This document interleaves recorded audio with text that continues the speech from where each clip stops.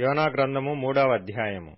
అంతట యెహోవా వాక్కు రెండవ మారు యోనాకు ప్రత్యక్షమై సెలవిచ్చినదేమనగా, నీవు లేచి నీనెవే మహాపురమునకు పోయి నేను నీకు తెలియజేయు సమాచారము దానికి ప్రకటన చేయుము. కాబట్టి యోనా లేచి యెహోవా సెలవిచ్చిన ఆజ్ఞ ప్రకారము నీనెవే పట్టణమునకు పోయెను.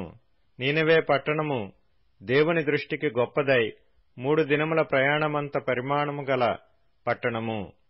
యోనా ఆ పట్టణములో 1 దినము ప్రయాణమంత దూరము సంచరించుచు, ఇక 40 దినములకు నీనెవే పట్టణము నాశనమగునని ప్రకటన చేయగా, నీనెవే పట్టణపు వారు దేవునియందు విశ్వాసముంచి ఉపవాస దినము చాటించి, గనులేమి అల్పులేమి అందరునూ గోనెపట్ట కట్టుకొనిరి.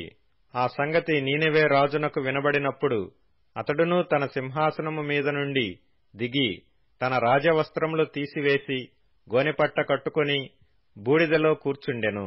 మరియు రాజైన తానును ఆయన మంత్రులను ఆజ్ఞ ఇయ్యగా, ఒకవేళ దేవుడు మనస్సు త్రిప్పుకొని పశ్చాత్తాప్తుడై మనము లయము కాకుండా తన కోపాగ్ని చల్లార్చుకొనును గనుక మనుష్యులు ఏదియూ పుచ్చుకొనకూడదు.